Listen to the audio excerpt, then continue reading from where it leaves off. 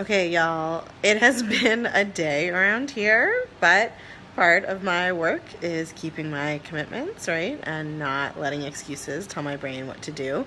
So, even though it is now like 9 p.m., so it's late, my hair is in an amazingly frizzy situation because the humidity here is a million degrees.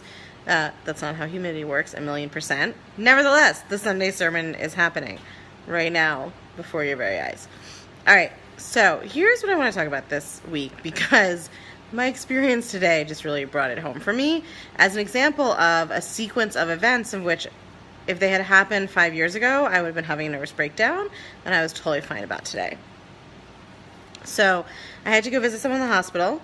Everything's fine. And I was supposed to pick up some books to bring them. Okay, so I had a whole plan. I'd planned my day, right? I hung out this morning.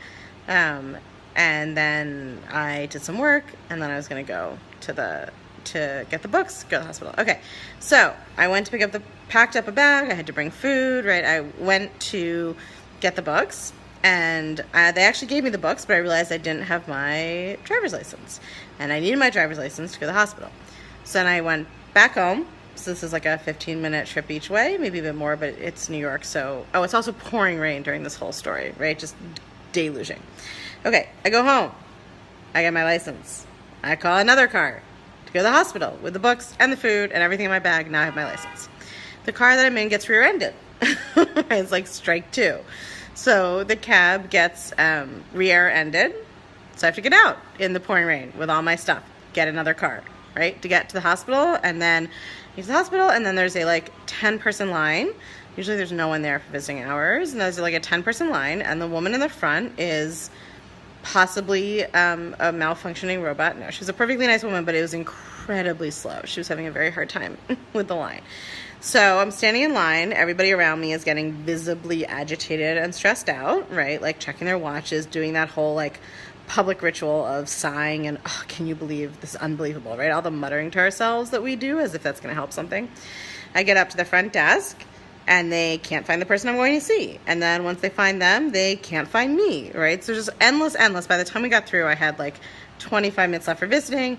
I had to hustle all the way down this long hospital corridor. I was dragging all my stuff. But here's the point. I arrived totally chill, right? And the reason for that is that I manage my mind. And so what I'm going to teach you today is one of my most common mantras. And listen, a mantra is just a belief, a thought that you say over and over again, right? I mean, they have a particular meaning in certain religious traditions, but when I use the word mantra, what I mean is a phrase that has deep meaning that I say over and over again is one of my most common thoughts.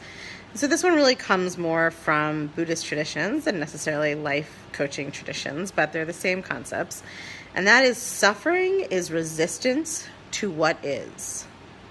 Okay, so let's break down what that means. Number one, we're not talking about political resistance. And if you want to talk about political resistance, go listen to my podcast of What About Sexism before you start messaging me about how we should be resisting children in prison camps, which I totally agree with. We should be politically resisting that. But that's not what we're talking about right now. I'm talking about emotional resistance. So, suffering is resistance to what is. What that means is that whenever we are suffering is because we are resisting what exists. We are emotionally resisting it. We are thinking thoughts like, I can't believe this. This shouldn't be this way. This should be different. It would be better if this were different. This is a problem, right? Those are all the thoughts that create suffering. So I could have had many of those thoughts this evening, right? Oh my God, I can't believe this car was rear-ended. Now my neck hurts. I can't believe I don't have my ID. What an idiot I am. How stupid am I, right? I was recently with someone who was confirming hotel reservations, and it turned out they were on the wrong week, and she started berating herself about how could she have been so stupid, right? Suffering is resistance to what is. Whenever you notice that you are feeling strong emotional agitation, you are resisting the reality of what's around you. And again, not political resistance in a way that changes it. Emotional resistance in the sense that you are refusing to acknowledge what the reality is, right? The reality is I didn't have my license.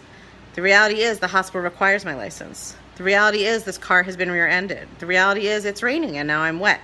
The reality is there's this many people in line in front of me, and this is how long it's going to take to get in. These things are just circumstances that are happening, right? They are what they are. They don't cause feelings. What causes the frustration and the anxiety and the shame and the rage and all the feelings that cause all of our suffering is our resistance to it, right? It shouldn't be raining. I can't believe it's raining. Now I'm going to be wet. Now I'm going to be uncomfortable. I can't believe I have to have my ID. I'm so stupid for not having it. Why didn't I have it? I can't believe this driver did such a bad job. Now I'm late. Why is this woman taking so long? I can't believe how long it's taking. She should be faster, right? All of those kinds of thoughts are what creates suffering. They are all resistance to what is. So when I started managing my mind and doing thought work, this was one of the thoughts that I practiced probably 100 times a day. Suffering is resistance to what is. And every time I repeated that thought to myself, and I still use it now sometimes, it just reminded me that whatever was happening, and that my suffering was only being caused by my thoughts about how what was happening should not be happening, or would be better if it were different, or should be something else. So the more you practice that thought, suffering is resistance to what is. It's an interesting one because it's not necessarily a thought that by itself causes a lot of like positive emotion and action. But for me, it's an incredible shorthand for perspective. It's like a very shorthand way of reminding myself whatever's going on with you right now emotionally is caused by your thoughts. Your only problem is you think reality should be different than it is. If you accept the reality in front of you, you will stop suffering. So give it a try this week. See how it works out for you. Okay. Suffering is resistance to what is. And I think about what is as like capitalized. It's like what is reality. What's outside of us, right? Our suffering comes from our resistance to that. And again, if your brain is going to like politics, go listen to the podcast episode, What About Sexism? I do a really deep dive there in terms of how to think about political resistance versus emotional resistance, and how they're actually two separate things, even though we all think we need emotional resistance to have political resistance, and how we actually don't. All right, my loves. Sorry I was a little bit late today, but no need to suffer over it. It just is what is. I'll talk to you guys on the podcast on Thursday. Bye.